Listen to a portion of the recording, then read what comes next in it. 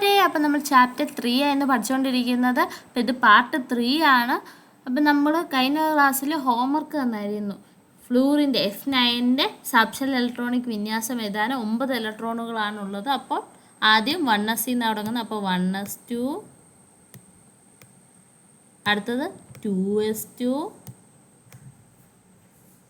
അടുത്ത് ഇപ്പം 4 ഇലക്ട്രോൺസായി. ഇനി 5 എണ്ണം കൂടെ വേണം. അപ്പോൾ 2p5. ഇതാണ് ഫ്ലൂറിൻ്റെ സബ്ഷെൽ ഇലക്ട്രോണിക് കോൺഫിഗറേഷൻ. 3D ആയിരുന്നോ 4s ആയിരുന്നോ, ആർക്കാണ് കൂടുതൽ എനർജി എന്ന് കണ്ടുപിടിക്കുക, ഏത് സബ്ഷനിലാണ് കൂടുതൽ ഊർജ്ജം എന്ന് കണ്ടുപിടിക്കാനായിരുന്നു. ഇപ്പോൾ 3D എന്ന് പറയുമ്പോൾ n = 3, L = 2 ആണ്. D എന്ന് പറയുമ്പോൾ Lൻ്റെ വാല്യൂ 2 ആണ്. അപ്പോൾ n + L ചെയ്യുമ്പോഴത്തേക്ക് നമുക്ക് 5 എന്ന് കിട്ടും അല്ലേ. അതുപോലെ തന്നെ 4sൻ്റെ എന്നിൻ്റെ വാല്യൂ അപ്പോൾ 4 ആണ്. എസ് ആയതുകൊണ്ട് എല്ലിൻ്റെ വാല്യൂ ഇവിടെ 0 ആണ്. അപ്പോൾ n + L എന്ന് ചെയ്യുമ്പോൾ 4 എന്ന് കിട്ടും. അപ്പോൾ ഇതിൽ നിന്ന് തന്നെ നമുക്ക് കാണുമ്പോൾ മനസ്സിലാകും 3Dക്കാണ് ഊർജ്ജം കൂടുതൽ. 4s സബ്ഷനിൽ 3D സബ്ഷനേക്കാൾ ഊർജ്ജം കുറവാണ്. അതായത് ആർക്കാണ് ഊർജ്ജം കൂടുതൽ? 3Dക്കാണ് ഊർജ്ജം കൂടുതൽ. ഇന്ന് നമ്മൾ നോക്കുന്നത് ട്രാൻസിഷൻ എലമെൻറ്റ് സംക്രമണ മൂലകങ്ങളിൽ എങ്ങനെയാണ് സബ്ഷെൽ ഇലക്ട്രോണിക് വിന്യാസം എഴുതുന്നതെന്നാണ്. You have learn that scandium is a transition element. Scandium ഒരു സംക്രമണ മൂലകം എന്ന് നമ്മൾ പഠിച്ചിട്ടുണ്ട്. To which shell does the last electron get added in the case of transition element? സംക്രമണ മൂലകങ്ങളിൽ അവസാനത്തെ ഇലക്ട്രോൺ ചേർക്കപ്പെടുന്നത് ഏത് ഷെല്ലിലാണ്? എം ഷെല്ലിലാണ് അവസാനത്തെ ഇലക്ട്രോൺ ചേർക്കപ്പെടുന്നത്. അങ്ങനെയാണ് ഈ സ്കാൻഡിയത്തിൻ്റെ ഷെൽ വൈസിലുള്ള ഇലക്ട്രോണിക് കോൺഫിഗറേഷൻ ഇതുവാണെങ്കിൽ 2, 8, 9, 2. ഇങ്ങനെയായിരിക്കും ഷെൽ വൈസിലുള്ള ഇലക്ട്രോണിക് കോൺഫിഗറേഷൻ സ്കാൻഡിയത്തിൻ്റെ വരുന്നത്. ഇവിടെ താഴെ സബ്ഷെൽ ഇലക്ട്രോണിക് കോൺഫിഗറേഷൻ സ്കാൻഡിയത്തിൻ്റെ തന്നിട്ടുണ്ട്. 1s2, 2s2, 2p6, 3s2, 3p6.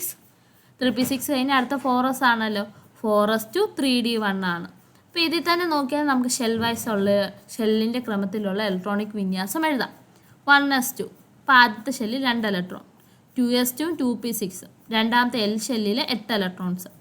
3s2, 3p6, 3d1 അപ്പോൾ 9 ഇലക്ട്രോൺ ഉണ്ട് എം ഷെല്ലിൽ. അവസാന ഷെല്ലായ എൻ ഷെല്ലിൽ 2 ഇലക്ട്രോൺ. ഇങ്ങനെയാണ് ഷെൽ വൈസിലുള്ള സ്കാൻഡിയത്തിൻ്റെ ഇലക്ട്രോണിക് കോൺഫിഗറേഷൻ ഇലക്ട്രോണിക് വിന്യാസം വരുന്നത്.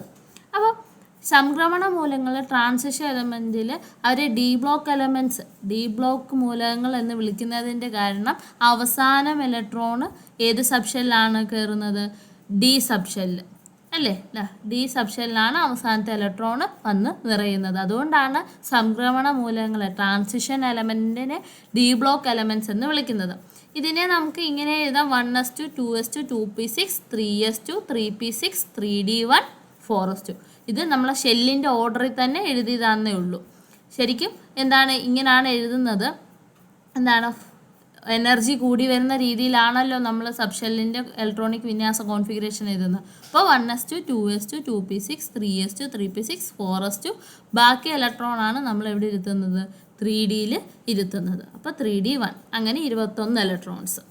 That means as per the order of energy in transition elements, the 4s subshell is completely filled first, followed by the gradual filling up of 3D subshell. അതായത് ഊർജ്ജക്രമം അനുസരിച്ച് order of energy അനുസരിച്ച് സംക്രമണ മൂലകങ്ങളിൽ transition എലമെൻറ്റ്സിൽ 4s സബ്ഷെല്ലിൽ electron നിറഞ്ഞതിന് ശേഷമായിരിക്കും 3D സബ്ഷെല്ലിൽ electron നിറയ്ക്കുന്നത്. അപ്പോൾ നമ്മൾ 1s2, 2s2, 2p6, 3s2, 3p6, 4s വരെ എഴുതി. 4s നിറഞ്ഞതിന് ശേഷമാണ് നമ്മൾ ഡി ബ്ലോക്ക് എലമെൻറ്റ്സ് അല്ലെങ്കിൽ ട്രാൻസിഷൻ എലമെൻറ്റ്സ് സംക്രമണ മൂലകങ്ങളിൽ 3Dയിലേക്ക് ഇലക്ട്രോൺസ് നിറയ്ക്കുന്നത്, 3D നിറയുന്നത്. Write down the electronic configuration of the elements that follow, namely titanium 22, vanadium 23യുടെയും ഇലക്ട്രോണിക് കോൺഫിഗറേഷൻ എഴുതാൻ പറഞ്ഞിട്ടുണ്ട്. ചെയ്ത് നോക്കിയാലോ. Titanium 22 atomic number. അപ്പോൾ 22 ഇലക്ട്രോൺ ഉണ്ട്. അതിൻ്റെ അപ്പോൾ ഇലക്ട്രോൺ വിന്യാസം ഇലക്ട്രോൺ കോൺഫിഗറേഷൻ 2, 8, 10, 2 എന്ന് വരും അല്ലേ. ഒരു ഇലക്ട്രോണും കൂടെ 3Dയിലേക്ക് വരിക. അപ്പോൾ അതിൻ്റെ സബ്ഷെൽ ഇലക്ട്രോണിക് വിന്യാസം എങ്ങനെ വരും? 1s2, 2s2 2p6 3s2 3p6 then അടുത്തത് എത്ര 4s അല്ലേ 4sൽ 2 ഇലക്ട്രോൺസ് 4s2 ബാക്കി ഇനി എത്ര ഇലക്ട്രോൺസ് ഉണ്ട് 2 ഇലക്ട്രോൺസ് ഉണ്ട് അപ്പോൾ അത് 3d2 എന്ന് വരും 3d2 ഇതാണ് ടൈറ്റാനിയത്തിൻ്റെ സബ്ഷെൽ ഇലക്ട്രോണിക് കോൺഫിഗറേഷൻ എന്ന് പറയുന്നത്. ഇനി വനേഡിയത്തിൻ്റെ നോക്കാം.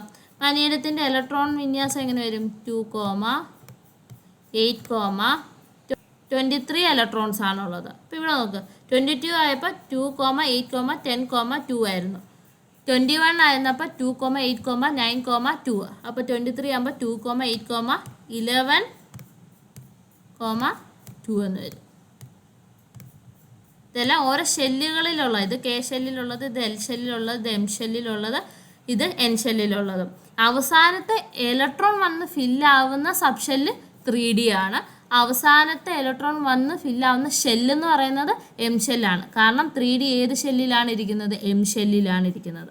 ഓക്കെ, അപ്പോൾ ഇതിൻ്റെ സബ് ഷെൽ ഇലക്ട്രോണിക് വിന്യാസം എങ്ങനെ വരും? 1s2 2s2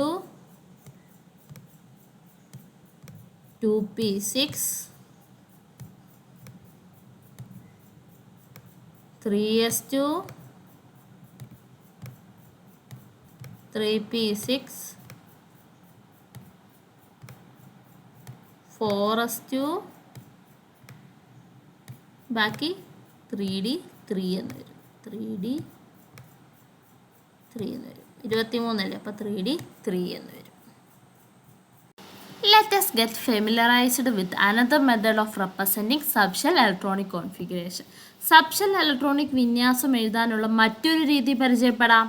While writing the electron configuration of an element, the symbol of the noble gas preceding that element is shown within square bracket followed by the electron configuration of the remaining subshell.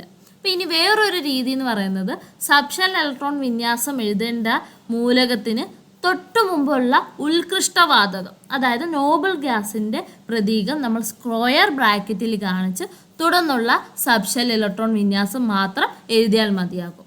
Okay, for example let us see how the electron configuration of sodium is written. നമുക്ക് നോക്കാം സോഡിയത്തിൻ്റെ electronic configuration noble gas വെച്ച് ഉത്കൃഷ്ടം വാതകം വെച്ച് കാണിച്ച് ബാക്കി subshell നിറയ്ക്കുന്നത് എങ്ങനെയാണെന്ന് നോക്കാം.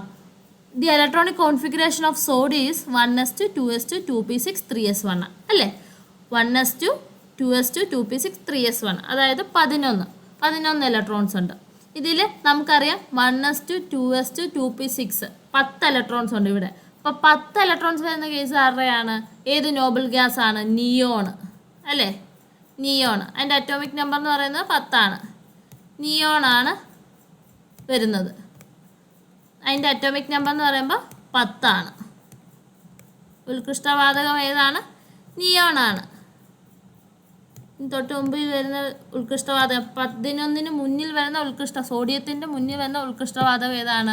Neon ആണ്. അതിൻ്റെ അറ്റോമിക് നമ്പർ എന്ന് പറയുന്നത് 10.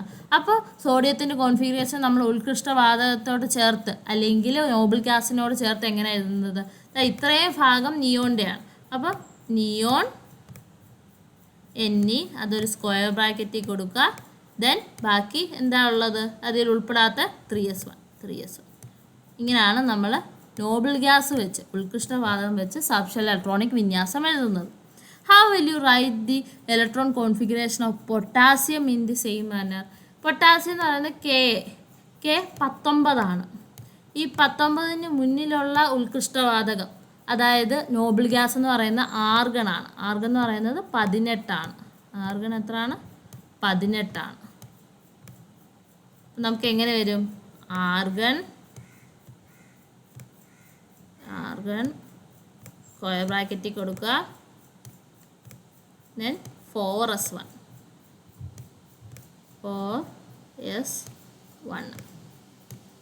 ആർഗൻ്റെ സബ്ഷെൽ ഇലക്ട്രോണിക് കോൺഫിഗറേഷൻ എഴുതുവാണെങ്കിൽ 1s2 2s2 2p6 3s2 3p6. ഇതാണല്ലോ ആർഗൻ്റെ ഇലക്ട്രോണിക് സബ്ഷെൽ ഇലക്ട്രോണിക് വിന്യാസം എന്ന് പറയുന്നത്. അപ്പോൾ ഇങ്ങനെയാണ് നമ്മുടെ പൊട്ടാസ്യത്തിൻ്റെ കേസിലുള്ള സബ്ഷെൽ ഇലക്ട്രോണിക് കോൺഫിഗറേഷൻ വരുന്നത്. Similarly write the subshell electronic configuration other എലമെൻസിൻ്റെ സബ്ഷെൽ ഇലക്ട്രോണിക് കോൺഫിഗറേഷൻ എഴുതാൻ പറഞ്ഞിട്ടുണ്ട്. This method is commonly used for writing the subshell electronic configuration of elements with higher atomic number. Atomic number കൂടിയ മൂലകങ്ങൾക്കാണ് നമ്മൾ ഈ ഒരു subshell electronic വിന്യാസം ഉപയോഗിക്കുന്നത്. അടുത്താണ് the peculiarity of the subshell electron configuration of chromium and copper. ക്രോമിയത്തിൻ്റെയും കോപ്പറിൻ്റെയും ഇലക്ട്രോണിക് വിന്യാസത്തിലെ പ്രത്യേകതയാണ് നമ്മൾ നോക്കാൻ പോകുന്നത്. ഈ കോപ്പറും ക്രോമിയം ഏത് മൂലകങ്ങളാണ്? സംക്രമണ മൂലകങ്ങളാണ്, ട്രാൻസിഷൻ എലമെൻറ്റ്സ് ആണ്, അല്ലെങ്കിൽ ഡി ബ്ലോക്ക് എലമെൻറ്റ്സ് ആണ് ഇവയെ. ക്രോമിയം എന്ന് പറയുന്നത് 24 ആണ് അറ്റോമിക് നമ്പർ. അപ്പോൾ 24 ഇലക്ട്രോൺസ് ഉണ്ട്. അതിൻ്റെ സബ്ഷെൽ ഇലക്ട്രോണിക് കോൺഫിഗറേഷൻ എങ്ങനെ വരുമെന്ന് ചോദിച്ചാൽ 1s2 2s2 2p6 3s2 3p6 4s2 3d4. ഇങ്ങനെയാണ് ക്രോമിയത്തിൻ്റെ സബ്ഷെൽ ഇലക്ട്രോണിക് വിന്യാസം വരേണ്ടത്. പക്ഷേ എന്നാൽ the stable subshell electronic configuration of chromium is 1s2 2s2 2p6 3s2 3p6 3d5 4s1 ആണ്. എന്താണ്? 3d5 4s1 ആണ്. അപ്പോൾ ഇതല്ല ക്രോമിയത്തിൻ്റെ കോൺഫിഗറേഷൻ. ഏതാണ്? 1s2 2s2 2p6 3s2 3p6 വരെയൊക്കെ ഓക്കെ. അത് കഴിഞ്ഞ് ഒന്നെങ്കിൽ 4s1 3d5 എന്നും എഴുതാം, അല്ലെങ്കിൽ 3d5 4s1 എന്നും എഴുതാം. അപ്പോൾ 4s2 3d4 അല്ല, പകരം 3d5 4s1 ആണ്. അപ്പോൾ ക്രോമിയത്തിൻ്റെ കേസിലുള്ള ഈ ഒരു പ്രത്യേകത ഓർത്തു വെച്ചോണം. ക്രോമിയത്തിൻ്റെ കോൺഫിഗറേഷൻ എങ്ങനെയാണ് വരുന്നത്? 1s2 2s2 2p6 3s2 3p6 3d5 4s1 എന്നാണ്. Let us examine the reason for this anomalous electronic configuration. ഈ അസാധാരണ വ്യത്യാസത്തിൻ്റെ കാരണം പരിശോധിച്ചാലോ? What is the maximum number of electrons that can be accommodated in D subshell? D subshell ഉൾക്കൊള്ളാവുന്ന പരമാവധി ഇലക്ട്രോണുകളുടെ എണ്ണം എന്ന് പറയുന്നത് എത്രയാണ്? 10 ആണ്. It can be represented as D10 അല്ലേ? 10 ഇലക്ട്രോൺസ് ആണ് നമുക്ക് മാക്സിമം ഒരു ഡി സബ്ഷെല്ലിൽ ഇരുത്താൻ പറ്റുന്നത്. അതിനെ നമുക്ക് D10 എന്ന് സൂചിപ്പിക്കാമല്ലോ. How can we represent a half filled D ഓർബിറ്റിൽ? എങ്കിൽ പകുതി നിറഞ്ഞിരിക്കുന്ന ഡി സബ്ഷെല്ലിനെ എങ്ങനെ റെപ്രസെൻറ്റ് ചെയ്യാം? D5 എന്ന് റെപ്രസെൻറ്റ് ചെയ്യാം അല്ലേ? ഫുള്ളി നിറഞ്ഞിരിക്കുന്നതിനെ നമുക്ക് D10 എന്നും റെപ്രസെൻറ്റ് ചെയ്യാം. പകുതി മാത്രം ഹാഫ് ഫിൽഡ് ആയിട്ടിരിക്കുന്നതിനെ നമുക്ക് D5 എന്നും റെപ്രസെൻറ്റ് ചെയ്യാം, സൂചിപ്പിക്കാം. The completely filled configuration D10 and the half filled configuration D5 are more stable than other configuration. D1 ഉണ്ട്, D2 ഉണ്ട്. നമ്മൾ ഇലക്ട്രോൺസ് ഫില്ല് ചെയ്യുമ്പോൾ നമുക്ക് D3 D4 ഇതുപോലെ എല്ലാം കിട്ടും. അതിലൊക്കെ ഉപരിയായി D10ഉം D5ഉമാണ് കൂടുതൽ സ്റ്റേബിളായിട്ടുള്ള സ്ഥിരതയുള്ള കോൺഫിഗറേഷൻ എന്ന് പറയുന്നത്. പൂർണ്ണമായി നിറഞ്ഞിരിക്കുന്ന D10ഉം അല്ലെങ്കിൽ പകുതി മാത്രം നിറഞ്ഞിരിക്കുന്ന D5 ആയ ക്രമീകരണങ്ങളാണ് മറ്റുള്ളവയെക്കാളും സ്ഥിരത കൂടുതൽ. അതായത് in other words, among the electron configuration from D1 to D10, D5 and D10 are more stable. D1 മുതൽ D10 വരെയുള്ള ഇലക്ട്രോൺ ക്രമീകരണങ്ങളിൽ D5ഉം D10ഉമാണ് കൂടുതൽ സ്ഥിരത ഉള്ളത്. അതിനാൽ hence for atoms where the configuration should be D4s2 and D9s2. ഇപ്പോൾ ക്രോമിയത്തിൻ്റെ കേസിൽ നമ്മൾ സാധാരണ എഴുതുമ്പോൾ D4s2 എന്നായിരിക്കും ആദ്യം എഴുതുന്നത്. കോപ്പറിൻ്റെ കേസിലാണ് D9s2 എന്ന് എഴുതുന്നത്. കാരണം ക്രോമിയം എന്ന് പറയുമ്പോൾ 24 ആണ് അറ്റോമിക് നമ്പർ. കോപ്പർ Cu എന്ന് പറയുമ്പോൾ അതിൻ്റെ അറ്റോമിക് നമ്പർ 29 ആണ്. The filling of electrons take place such that the configuration becomes D5s1 and D10s1 respectively to attain stability. അപ്പോൾ ഇവിടുത്തെ എസ്സിലുള്ള ഇലക്ട്രോണിന് ഒരു ടെൻഡൻസി ഉണ്ട്. കാരണം ഇതെന്താണ്? D4 ആയിട്ട് ഇരിക്കുകയാണ് ക്രോമിയത്തിൻ്റെ കേസിൽ. അപ്പോൾ എസ്സിൽ ഒരു ടെൻഡൻസി ഉണ്ട്. ഇതിലുള്ള ഒരു ഇലക്ട്രോണിനെ ഡിയിലേക്ക് കൊടുത്ത് സ്റ്റേബിൾ ആവാനുള്ള ഒരു ടെൻഡൻസി ഉണ്ട്. അപ്പോൾ എന്ത് ചെയ്യും? എസ്സിലുള്ള ഒരു ഇലക്ട്രോണും ജമ്പ് ചെയ്ത് ഡി സബ്ഷെല്ലിലേക്ക് പോയിട്ട് D5S1 ആയി മാറും ക്രോമിയത്തിൻ്റെ കേസിൽ. എന്തിനു വേണ്ടി? സ്റ്റെബിലിറ്റി അറ്റൈൻ ചെയ്യും. അപ്പോൾ അത് ഹാഫ് ഫിൽഡ് സ്റ്റേബിൾ ആവും അല്ലേ?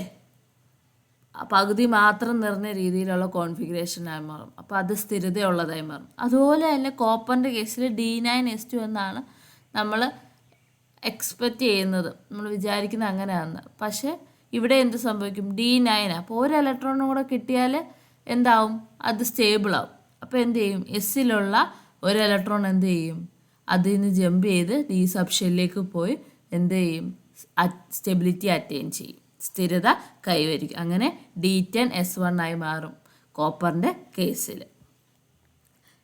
അതിനാൽ D4S2 D9S2 എന്നീ ഇലക്ട്രോൺ ക്രമീകരണം വരേണ്ട ആറ്റങ്ങളിൽ കോപ്പറിൻ്റെയും ക്രോമിയത്തിൻ്റെ കേസിൽ ഈ സ്ഥിരത നേടുന്നതിനായിട്ട് ഇലക്ട്രോൺ പൂരണം യഥാക്രമം ക്രോമിയത്തിൽ D5S1 എന്നും D10S1 എന്നും ആയിരിക്കും എഴുതുന്നത്. ക്രോമിയത്തിൻ്റെയും കോപ്പറിൻ്റെയും കേസിൽ വിന്യാസത്തിൽ ഇലക്ട്രോൺ കോൺഫിഗറേഷനിൽ വന്ന മാറ്റം വരാൻ എന്താ കാരണം എന്നിപ്പോൾ വ്യക്തമായല്ലോ. അങ്ങനെയാണെങ്കിൽ നമുക്ക് കോപ്പറിൻ്റെ കോൺഫിഗറേഷനും കൂടെ എഴുതി വെക്കാം. ഇങ്ങനെ വരും: 1s2 2s2 2p6 3s2 3p6 ഇനി എന്താ 4s1 3d10 എന്ന് വരും. 4s1 3d10. നോബിൾ ഗ്യാസിൻ്റെ ഇതിൽ വെച്ച് എഴുതുവാണെങ്കിൽ ആർഗൺ സ്ക്വയർ ബ്രാക്കറ്റ് ഇടുക 4s1 3d10 എന്ന് വരും. 4s1 3d10. ഇതാണ് കോപ്പറിൻ്റെ configuration 3d10. In the subshell electronic configuration of chromium and copper, the configuration with the half filled d subshell or completely filled d subshell show greater stability. ക്രോമിയത്തിൻ്റെയും copper എന്നീ ആറ്റങ്ങളുടെയും subshell electronic വിന്യാസം നമ്മൾ എഴുതിയപ്പോൾ D സബ്ഷെല്ലിന് പകുതി നിറഞ്ഞതോ, ക്രോമിയത്തിൻ്റെ കേസിലാണ് നമ്മൾ പകുതി നിറഞ്ഞതായിട്ട് കണ്ടത്. അതുപോലെ തന്നെ കോപ്പറിൻ്റെ കേസിലാണ് കംപ്ലീറ്റ്ലി ഫിൽഡ് ആയിട്ട് കണ്ടത്. പൂർണ്ണമായി നിറഞ്ഞതോ D10 ആണ് കംപ്ലീറ്റ്ലി നിറഞ്ഞതായിട്ട് കാണുന്നത്. ആയ അവസ്ഥകൾ കൂടുതൽ സ്ഥിരത പ്രകടമാക്കുന്നവയാണ്. കോപ്പറും ക്രോമിയം കൂടുതൽ സ്ഥിരത കൈവരിക്കാൻ, ഗ്രേറ്റർ സ്റ്റെബിലിറ്റി അറ്റൈൻ ചെയ്യാൻ വേണ്ടിയാണ് അവരുടെ സബ്ഷെൽ കോൺഫിഗറേഷൻ നമ്മൾ ഇങ്ങനെ ആക്കി എഴുതുന്നത്. അടുത്തത് how to find the block from subshell electronic configuration. Subshell electronic വിന്യാസത്തിൽ നിന്ന് ബ്ലോക്ക് കണ്ടുപിടിക്കുന്ന വിധമാണ് നോക്കുന്നത്. അപ്പോൾ ഇതാണ് എസ് ബ്ലോക്ക്, ഇത് ഡി ബ്ലോക്ക്, ഇത് പി ബ്ലോക്ക്, ഇതാണ് എഫ് ബ്ലോക്ക്. ഇങ്ങനെയാണ് പീരിയോഡിക് ടേബിൾ ഇരിക്കുന്നത്. അപ്പോൾ ഈ പീരിയോഡിക് ടേബിളിൻ്റെ സഹായത്തോടെ ഈ ടേബിളിൽ തന്നിരിക്കുന്ന മൂലകങ്ങൾ ഏത് ബ്ലോക്കിൽ ഉൾപ്പെടുന്നു എന്ന് കണ്ടുപിടിക്കാനാണ് പറഞ്ഞിരിക്കുന്നത്. ചെയ്താലോ? ആദ്യത്തെ മൂലകം എലമെൻ്റ് എന്ന് പറയുന്നത് ബെർലിയം 4 ആണ്. അപ്പോൾ അതിൻ്റെ subshell electronic configuration, subshell electronic വിന്യാസം എങ്ങനെ വരും? 1s2 2s2. ബെർലിയം 4 ആണ് അറ്റോമിക് നമ്പർ. അപ്പോൾ 4 ഇലക്ട്രോൺസ് ഉണ്ട്. അപ്പോൾ എങ്ങനെ വരും? 1s2 2s2 എന്ന് വരും. ഇത് subshell 2 which the last electron was added. ഏത് സബ്ഷെല്ലിലേക്കാണ് അവസാനമായ ഇലക്ട്രോൺ ആഡ് ചെയ്യപ്പെട്ടത്? അവസാന ഇലക്ട്രോൺ ഏത് സബ്ഷെല്ലാണ് ആഡ് ചെയ്യപ്പെട്ടത്? എസ് സബ്ഷെല്ലാണ്. അപ്പോൾ അവിടുത്തെ ബ്ലോക്ക് എന്താണ്? എസ് ബ്ലോക്കാണ്. അടുത്ത സോഡിയം നോക്കാം. Na11. അപ്പോൾ 1s2 2s2 2p6 3s1. ഇപ്പോൾ 11 ഇലക്ട്രോൺസ് ആയില്ലേ? അപ്പോൾ ഇവിടെ എന്താണ്? അവസാനത്തെ ഇലക്ട്രോണ് നിറയുന്നത് എസ് സബ്ഷെല്ലിൽ തന്നെയാണ്. അപ്പോൾ ഇത് ഏത് ബ്ലോക്കിൽ വരുന്നതാണ്? എസ് ബ്ലോക്കിൽ വരുന്നതാണ്. അപ്പോൾ അവസാനത്തെ ഇലക്ട്രോൺ, ലാസ്റ്റ് ഇലക്ട്രോൺ ഏത് സബ്ഷെല്ലിലാണോ നിറയുന്നത് അത് നോക്കിയിട്ടാണ് നമ്മൾ ഏത് ബ്ലോക്കാണ് അതെന്ന് പറയുന്നത്. അപ്പോൾ ഇവിടെ എല്ലാം ഇലക്ട്രോൺസ് അവസാനത്തെ ഇലക്ട്രോൺ ഫില്ല് ചെയ്തത് എസ് സബ്ഷെല്ലായിരുന്നു. അപ്പോൾ ഇവയെല്ലാം എസ് ബ്ലോക്ക് എലമെൻറ്റ്സ് ആണ്. ഇനി O8 ഓക്സിജൻ 8, അപ്പോൾ 8 ഇലക്ട്രോൺസ്. അപ്പോൾ 1s2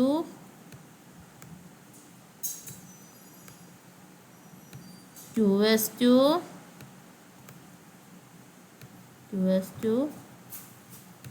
2p4 എന്ന് വരും. 2p4 അങ്ങനെ 8 ഇലക്ട്രോൺസ്. അപ്പോൾ അവസാനത്തെ ഇലക്ട്രോൺ എവിടെയാണ് ഫില്ല് ചെയ്തത്? പി സബ്ഷെല്ലാണ് ഫില്ല് ചെയ്തത്. അപ്പോൾ ഇത് പി സബ്ഷെല്ലാണ് അവസാനത്തെ ഇലക്ട്രോൺ ഫില്ല് ചെയ്തത്. അപ്പോൾ ഏത് ബ്ലോക്കാണ്? പി ബ്ലോക്ക് എലമെൻ്റ് ആണത്. അടുത്ത ക്ലോറിൻ 17, അപ്പോൾ 17 ഇലക്ട്രോൺസ്. 1s2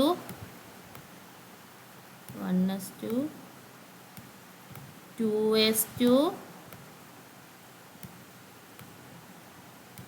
2p6 വരെ ആകുമ്പോൾ 10 ഇലക്ട്രോൺസ് ആയി. ഇനിയുണ്ട് 7 ഇലക്ട്രോൺസ്.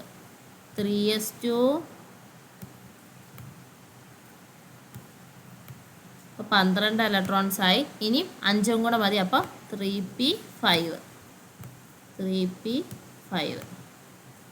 അപ്പോൾ അവസാനത്തെ ഇലക്ട്രോൺ ഏത് സബ്ഷെല്ലാണ് കയറിയത്? P subshell. അപ്പോൾ ഇത് ഏത് ബ്ലോക്കാണ്? പി ബ്ലോക്ക് എലമെൻ്റ് ആണ്. P block. ഇനി സ്കാൻഡിയം 21.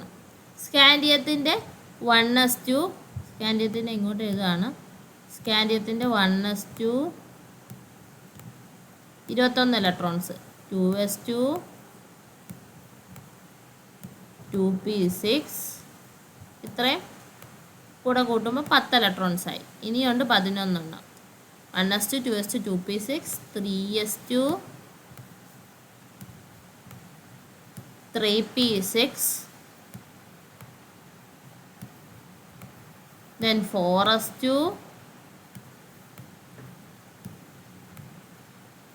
അവസാനത്തെ ഇലക്ട്രോൺ 3d1. അപ്പോൾ അവസാനത്തെ ഇലക്ട്രോൺ എവിടെയാണ് കയറിയത്? ഡി സബ്ഷെല്ലാണ് കയറിയത്. അപ്പോൾ ഡി സബ്ഷെല്ലാണ് അവസാനത്തെ ഇലക്ട്രോൺ കയറിയത്. അപ്പോൾ അത് ഏത് ബ്ലോക്കിലാണ്? ഡി ബ്ലോക്കിലാണ് വരുന്നത്. ഇനി എഫിയുടെ കേസ് നോക്കാം. 1s2 26 electrons. 1s2 2s2 2p6 3s2 3p6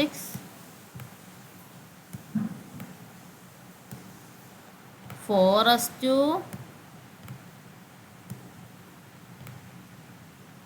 3d6 എന്ന് വരും. 3d6. അപ്പോൾ ഇവിടെ അവസാനത്തെ ഇലക്ട്രോൺ എവിടെയാണ് ഫില്ലായത്?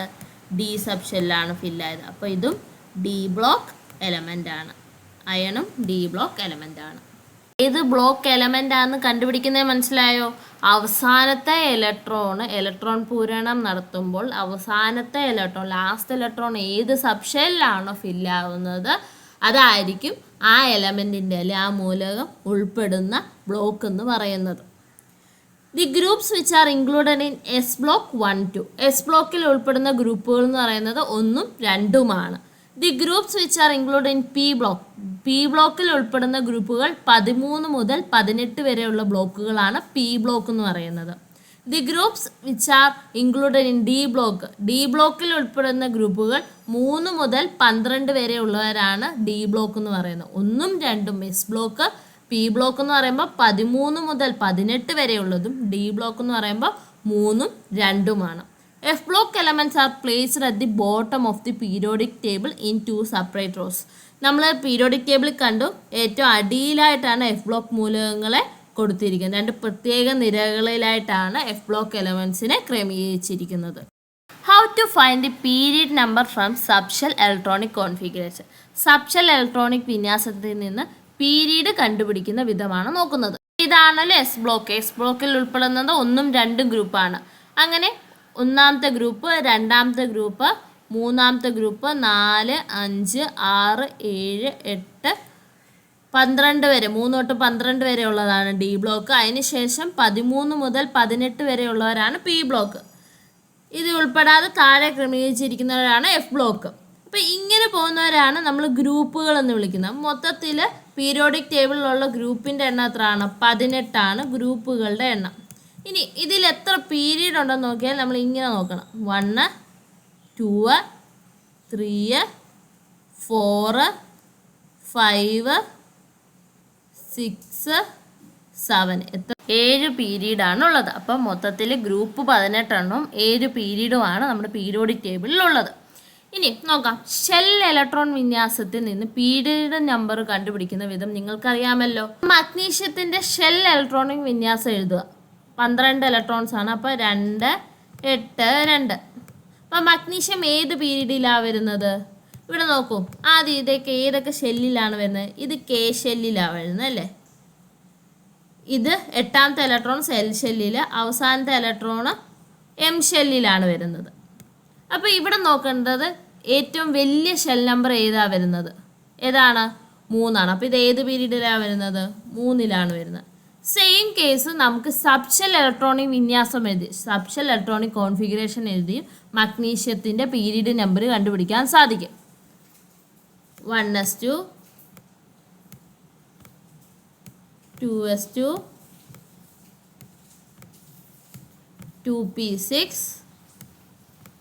ഇപ്പോൾ 10 ഇലക്ട്രോൺസായി. ഇനി 3s2 കൂടെ. അപ്പോൾ മൊത്തത്തിൽ 12 ഇലക്ട്രോൺസായി. അപ്പോൾ ഇതിൽ ഏറ്റവും ഉയർന്ന ഷെൽ നമ്പർ ഏതാണ്? 3 ആണ്. ഏറ്റവും ഹയസ്റ്റ് ആയിട്ടുള്ള ഷെൽ നമ്പർ ഏതാണ്? 3 ആണ്. അപ്പോൾ അതാണ് നമ്മുടെ പീരീഡ് എന്ന് പറയുന്നത്. അതാണ് ഈ പീരിയോഡിക് ടേബിൾ തന്നെ നോക്കിയാൽ മതി. ഇത് ഫസ്റ്റ് പീരീഡ്, ഇത് സെക്കൻഡ് പീരീഡ്, തേർഡ് പീരീഡിലല്ലേ മഗ്നീഷ്യം ഇരിക്കുന്നത്, എം ജി ഇരിക്കുന്നത്. അപ്പോൾ നമ്മൾ കണ്ടുപിടിച്ചത് കറക്റ്റാണ്. അതുപോലെ നമുക്ക് ഇവിടെ തന്നിരിക്കുന്നതും കൂടെ കണ്ടുപിടിക്കാം.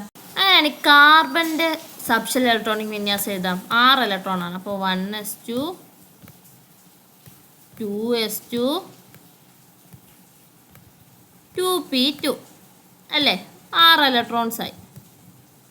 ഇനി നോക്കേണ്ടത് പീരീഡ് കണ്ടുപിടിക്കുമ്പോൾ നോക്കേണ്ടത് ഇതിലെ ഏറ്റവും ഉയർന്ന ഷെൽ നമ്പർ എത്രയാണ് ഉയർന്ന ഷെൽ നമ്പർ? 2 ആണ്. അപ്പോൾ പീരീഡ് നമ്പറും എന്താണ്? 2 ആണ്. ഓക്കെ. Sodium Na11. അപ്പോൾ 11 ഇലക്ട്രോൺസ് ആണ്. അപ്പോൾ 1s2, 2s2, 2p6. അപ്പോൾ 10 ഇലക്ട്രോൺസായി. ഇനി ഒരെണ്ണം കൂടെ വേണം. അപ്പോൾ 3s1. അപ്പോൾ ഇതിൽ ഏറ്റവും ഉയർന്ന ഷെൽ നമ്പർ ഏതാണ്? 3 ആണ് അല്ലേ. അപ്പോൾ പീരീഡ് നമ്പർ എന്താണ്? 3 ആണ്. ഇവിടെ നിങ്ങൾക്ക് നോക്കാം. കാർബൺ 2ാമത്തെ പീരീഡിലാണ്. നോക്ക്, കാർബൺ 2ാമത്തെ പീരീഡിലല്ലേ. ഇങ്ങനെയല്ലേ പീരീഡിന് പോകുന്നത്. 1, 2, 3,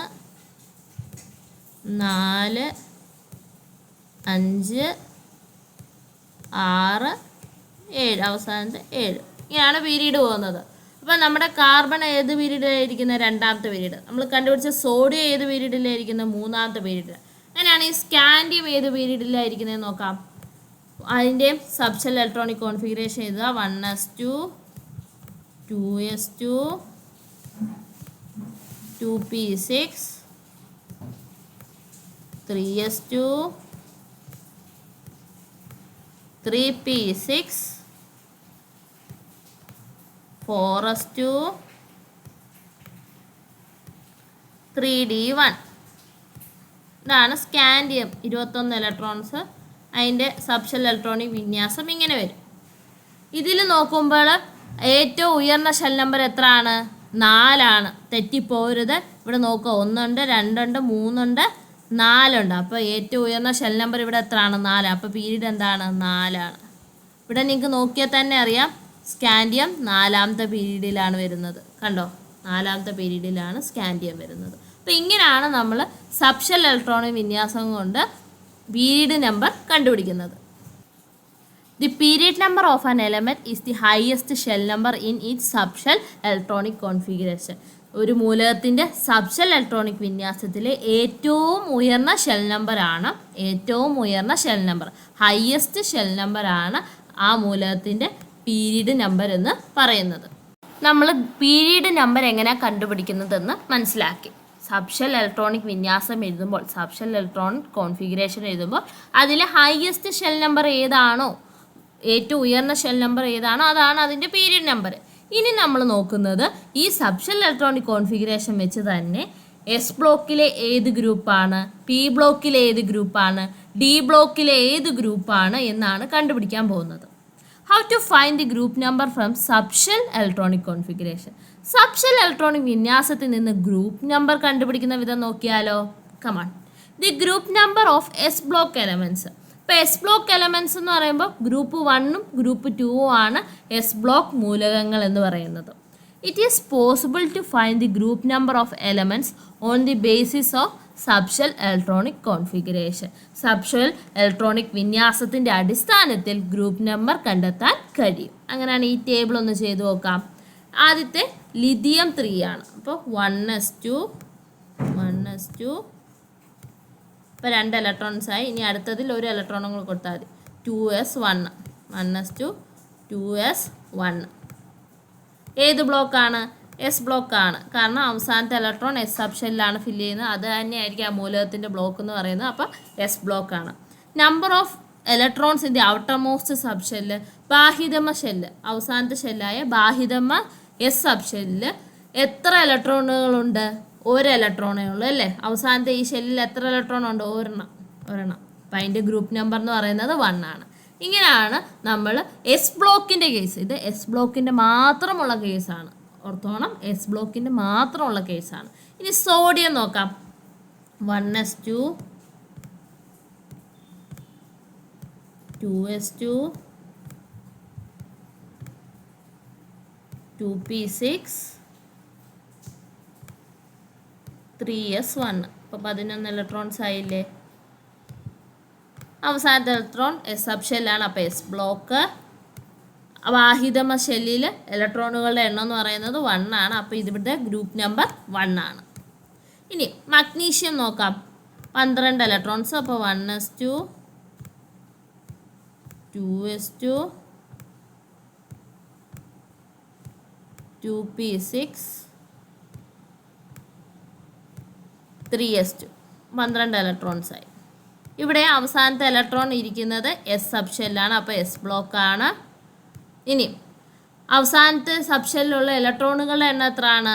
ഔട്ടർമോസ്റ്റ് സബ്ഷെല്ലിലുള്ള ഇലക്ട്രോണുകളുടെ എണ്ണം 2 ആണ്. അപ്പോൾ അതിൻ്റെ ഗ്രൂപ്പ് നമ്പർ എന്താവും? 2 ആവും. ഓക്കെ. ഈ എസ്സിൽ വന്ന് നിറയുന്ന ഇലക്ട്രോണിൻ്റെ അനുസരിച്ചിരിക്കും അവിടുത്തെ ഗ്രൂപ്പ് നമ്പർ. ഈ എസ്സിൽ ഒരു ഇലക്ട്രോൺ ആണ് നിറയുന്നതെങ്കിൽ അത് ഗ്രൂപ്പ് നമ്പർ 1 ആയിരിക്കും. ഈ എസ്സിൽ 2 ഇലക്ട്രോൺ ആണ് നിറയുന്നതെങ്കിൽ ഗ്രൂപ്പ് നമ്പർ 2 ആയിരിക്കും. മാക്സിമം എസ് സബ്ഷെല്ലിൽ 2 ഇലക്ട്രോണേ നിറയത്തുള്ളൂ. അപ്പോൾ ഗ്രൂപ്പ് 1ഉം 2ഉം വരുന്നത് എങ്ങനെയാണ്? എസ് സബ്ഷെല്ല്, അവസാനത്തെ സബ്ഷെല്ലായ എസ് സബ്ഷെല്ലാണെങ്കിൽ അതിൽ ഒരു ഇലക്ട്രോൺ ഉള്ളെങ്കിൽ ഗ്രൂപ്പ് 1 ആയിരിക്കും. 2 ആണ് കാണുന്നതെങ്കിൽ അത് സെക്കൻഡ് ഗ്രൂപ്പ് ആയിരിക്കും. കാൽഷ്യത്തിൻ്റെ ഇതുപോലെ എഴുതി നോക്കാം. 1s2 2s2 2p6 3s2 3p6 4s2. സ്ഥാനത്ത് ഇലക്ട്രോൺ വന്ന് കയറുന്ന സബ്ഷെൽ എന്ന് പറയുന്നത് എസ് സബ്ഷെല്ലാണ്. അപ്പോൾ അത് എസ് ബ്ലോക്കാണ്. ബാഹിതമ എസ് സബ്ഷെല്ലിൽ ഇലക്ട്രോണുകളുടെ എണ്ണം എത്രയാണ്? 2 ആണ്. അപ്പോൾ ഗ്രൂപ്പ് നമ്പർ എന്താണ്? 2 ആണ്. അപ്പോൾ എസ് ബ്ലോക്ക് മൂലകങ്ങളുടെ ബാഹിതമ എസ് സബ്ഷെല്ലിൽ ഇലക്ട്രോണുകളുടെ എണ്ണമായിരിക്കും ഗ്രൂപ്പ് നമ്പർ എന്ന് പറയുന്നത്. അപ്പോൾ എസ് ബ്ലോക്ക് എലമെൻ്റെ കേസിൽ നമുക്ക് ഗ്രൂപ്പ് നമ്പർ എങ്ങനെ കണ്ടുപിടിക്കുന്നത്? നമ്മുടെ എസ് സബ്ഷെല്ലിലുള്ള ഇലക്ട്രോണുകളുടെ എണ്ണം വെച്ചാണ് നമ്മൾ ഗ്രൂപ്പ് നമ്പർ കണ്ടുപിടിക്കുന്നത്. ഇപ്പോൾ ഒരു ഇലക്ട്രോണേ ഉള്ളൂ അവസാനത്തെ എസ് സബ്ഷെല്ലിലുള്ളതെങ്കിൽ അത് ഗ്രൂപ്പ് നമ്പർ 1. 2 ഇലക്ട്രോൺ ആണ് എസ് സബ്ഷെല്ലിലുള്ളതെങ്കിൽ അത് ഗ്രൂപ്പ് നമ്പർ 2. മാക്സിമം 2 ഇലക്ട്രോണേ നമുക്ക് സാധിക്കത്തുള്ളൂ. P block elements. അപ്പോൾ ഇനി പി ബ്ലോക്ക് എലമെൻറ്റ്സിൻ്റെ ഗ്രൂപ്പ് നമ്പർ കണ്ടുപിടിച്ചാലോ? 13 മുതൽ 18 വരെ ഗ്രൂപ്പുകാരാണ് നമ്മുടെ പി ബ്ലോക്കുകാർ. അപ്പോൾ ഇത് group number of P block elements is the number obtained by adding the digit 10 which represents 10 groups of transition elements to the number of outer most electron. P block മൂലകങ്ങളിൽ ബാഹിതമ ഷെല്ലിലെ ഇലക്ട്രോണുകളുടെ എണ്ണത്തോടൊപ്പം 10 എന്ന സംഖ്യ കൂടി കൂട്ടുമ്പോഴാണ് നമുക്ക് പി ബ്ലോക്ക് മൂലകങ്ങളുടെ ഗ്രൂപ്പ് നമ്പർ കിട്ടുന്നത്. അത് ഈ 10 എന്താ സൂചിപ്പിക്കുന്നത്? 10 സംക്രമണ മൂലക ഗ്രൂപ്പുകളെ സൂചിപ്പിക്കുന്നു. ഓക്കെ. 13, 14, 18 അങ്ങനെയല്ലേ തുടങ്ങുന്നത്. അപ്പോൾ ഈ 10 അതിനാണ് സൂചിപ്പിക്കുന്നത്. 10 ആഡ് ചെയ്താണ് കൂട്ടിയാണ് നമ്മൾ പി ബ്ലോക്ക് എലമെൻസിൻ്റെ ഗ്രൂപ്പ് നമ്പർ കണ്ടുപിടിക്കുന്നത്. അപ്പോൾ അത് നമുക്കൊന്ന് നോക്കിയാലോ. അപ്പോൾ നോക്ക്, മൂലക എലമെൻ്റ് തന്നിട്ടുണ്ട് ബോറോൺ 5. അതിൻ്റെ സബ്ഷെൽ ഇലക്ട്രോണിക് വിന്യാസം 1s2 2s2 2p1. ഇനി the total number of electrons in the outer most S and P subshell. എസ്സിലെയും പിയിലെയും ഔട്ടർ മോസ്റ്റ് ബാഹ്യതമ എസ്സിലെയും പിയിലെയും സബ്ഷെല്ലുകളുടെ ആകെ ഇലക്ട്രോണുകളുടെ എണ്ണം കൂട്ടുകയാണ് ആദ്യം ചെയ്തത്. എത്രയാണ്? അവസാനത്തെ എസും പിയും ഇതാണ്. അപ്പോൾ 2 + 1 എത്ര കിട്ടും? 3 എന്ന് കിട്ടും. അതിൻ്റെ കൂടെ നമ്മൾ എന്ത് ആഡ് ചെയ്യണം? 10 കൂടെ ആഡ് ചെയ്യുമ്പോഴാണ് നമുക്ക് പി ബ്ലോക്ക് മൂലകങ്ങളുടെ ഗ്രൂപ്പ് നമ്പർ കിട്ടുന്നത്. അപ്പോൾ ഇത് എത്രയാണ്? 13ാമത്തെ ഗ്രൂപ്പ് നമ്പറിലാണ്. Next silicon 14. 1s2 2s2 2p6 3s2 3p2 ആണ്. അപ്പോൾ എന്താണ് നമ്മൾ ചെയ്യേണ്ടത്? ബാഹ്യതം ഔട്ടർ മോസ്റ്റ് ഷെല്ലായ എസ്സിലെയും പിയിലെയും ഇലക്ട്രോൺ നമ്മൾ കൂട്ടണം. അപ്പോൾ 2 + 2 4 എന്ന് നമുക്ക് കിട്ടും. കൂടെ 10 കൂടെ കൂട്ടുക. അപ്പോൾ നമുക്ക് 14 എന്ന് ഗ്രൂപ്പ് നമ്പർ കിട്ടും. Nitrogen 7. Subshell electronic configuration 1s2 2s2 2p3 ആണ്. അപ്പോൾ അവസാനത്തെ എസ്സിലെയും പിയിലെയും ഇലക്ട്രോൺസ് കൂട്ടുമ്പോൾ 2 + 3 5 എന്ന് കിട്ടും. അതിൻ്റെ കൂടെ 10 കൂട്ടുമ്പോൾ നമുക്ക് 15 എന്ന് ഗ്രൂപ്പ് നമ്പർ കിട്ടും. ഓക്സിജൻ 8. 1s2 2s2 2p4. അവസാനത്തെ എസ്സിലും പിയിലുള്ള ഇലക്ട്രോൺസ് 2 + 4 ആണ്. അപ്പോൾ 6 എന്ന് കിട്ടും. അതിൽ 10 കൂടെ കൂട്ടുമ്പോൾ നമുക്ക് ഗ്രൂപ്പ് നമ്പർ 16 എന്ന് കിട്ടും. ക്ലോറിൻ 17 ആണ്. അതിൻ്റെ കോൺഫിഗറേഷൻ വരുമ്പോഴത്തേക്ക് 1s2 2s2 2p6 3s2 3p5. അവസാനത്തെ ബാഹ്യതമ എസ് പി സബ്ഷെല്ലുകളുടെ ആകെ ഇലക്ട്രോണുകളുടെ എണ്ണം എന്ന് പറയുമ്പോൾ 2 + 5 7 ആണ്. പ്ലസ് 10 കൂടെ കൂട്ടുമ്പോൾ 17 ഗ്രൂപ്പ് നമ്പർ കിട്ടും. Argon 18. 1s2 2s2 2p6 3s2 3p6. ബാഹ്യതമ എസും പിയും സബ്ഷെല്ലിലെ ആകെ ഇലക്ട്രോണുകളുടെ എണ്ണം എന്ന് പറയുമ്പോൾ 2 + 6 അങ്ങനെ 8 എന്ന് കിട്ടും. ഗ്രൂപ്പ് നമ്പർ 8 + 10 18 എന്ന് കിട്ടും. അപ്പോൾ ഇങ്ങനെയാണ് പി ബ്ലോക്ക് മൂലകങ്ങളുടെ കേസിൽ നമ്മൾ ഗ്രൂപ്പ് നമ്പർ കണ്ടുപിടിക്കുന്നത്. Group number of P block elements is the number obtained by adding digit 10 which represents 10 groups of transition element to the number of outermost electrons. P block മൂലകങ്ങളുടെ ബാഹ്യതമ എസ്സിലും പിയിലും ഉള്ള ഇലക്ട്രോണുകളുടെ എണ്ണത്തോടൊപ്പം 10 കൂട്ടി കിട്ടുന്ന സംഖ്യയായിരിക്കും പി ബ്ലോക്ക് എലമെൻസിൻ്റെ ഗ്രൂപ്പ് നമ്പർ കണ്ടുപിടിക്കുന്നത്. അടുത്ത D block മൂലകങ്ങളുടെ group number എങ്ങനെയാണ് കണ്ടുപിടിക്കുന്നതെന്ന് നോക്കാം. Where are the D block elements placed in the periodic table? From which period does D block elements begin? Periodic ടേബിളിൽ ഡി ബ്ലോക്ക് മൂലകങ്ങളെ എവിടെയാണ് വിന്യസിപ്പിച്ചിരിക്കുന്നത്? ഏത് പീരീഡ് മുതലാണ് D block ആരംഭിക്കുന്നത്? എസ് ബ്ലോക്കിൻ്റെയും പി ബ്ലോക്കിൻ്റെയും നടുക്കായിട്ടാണ് ഡി ബ്ലോക്ക് ഇരിക്കുന്നത്. Periodic ടേബിളിൽ 4ാമത്തെ period തൊട്ടാണ് D ബ്ലോക്കിലെ elements തുടങ്ങുന്നത്. പീരീഡ് 4 തൊട്ടാണ് ഡി ബ്ലോക്ക് എലമെൻറ്റ്സ് തുടങ്ങുന്നത്. ഡി ബ്ലോക്ക് എലമെൻറ്റ്സ് എന്ന് പറഞ്ഞാൽ ഗ്രൂപ്പ് 3 മുതൽ 12 വരെയുള്ള ഗ്രൂപ്പുകാരാണ് ഡി ബ്ലോക്ക് മൂലകങ്ങൾ എന്ന് പറയുന്നത്. അപ്പോൾ എങ്ങനെ കണ്ടുപിടിക്കുന്നത് വെച്ചാൽ അവസാനത്തെ ഡിയിലെയും എസ്സിലെയും സബ്ഷെല്ലിലെ ഇലക്ട്രോണുകൾ കൂട്ടുക. സ്കാൻഡിയം 21 കോൺഫിഗറേഷൻ ചെയ്തിട്ടുണ്ട്. അവസാനത്തെ ഡിയും എസ് എന്ന് പറയുമ്പോൾ 4s2 3d1. അതിലെ ഇലക്ട്രോൺസുകൾ കൂട്ടുമ്പോൾ 2 + 1 = 3 എന്ന് കിട്ടും. അപ്പോൾ സ്കാൻഡിയം ഏത് ഗ്രൂപ്പിലാണ് വരുന്നത്? 3ാമത്തെ ഗ്രൂപ്പിലാണ് വരുന്നത്. അങ്ങനെ നമുക്കിവിടെ ക്രോമിയവും അയണിൻ്റെയും കോപ്പറിൻ്റെയും സിങ്കിൻ്റെയും കണ്ടുപിടിക്കാനുണ്ട്. ഇത് ഞാൻ നിങ്ങൾക്ക് ഹോംവർക്ക് തരുവാണ്. അടുത്ത ക്ലാസ്സിൽ നിങ്ങൾ ഉറപ്പായിട്ട് ഇത് കണ്ടുപിടിച്ചിട്ട് വരണം. അപ്പോൾ അടുത്ത ക്ലാസ്സിൽ നമുക്ക് പീരിയോഡിക് ടേബിളിൻ്റെ പീരിയോഡിക് ട്രെൻഡ് ഒക്കെ എങ്ങനെയാണെന്ന് നോക്കണം. അതുപോലെ തന്നെ S block element, P block എലമെൻറ്റിൻ്റെയും ഡി ബ്ലോക്ക് എലമെൻറ്റിൻ്റെയും ഒക്കെ സവിശേഷതകളെ പറ്റി പഠിക്കാം. അടുത്ത ക്ലാസ്സിൽ കാണാം. Thank U.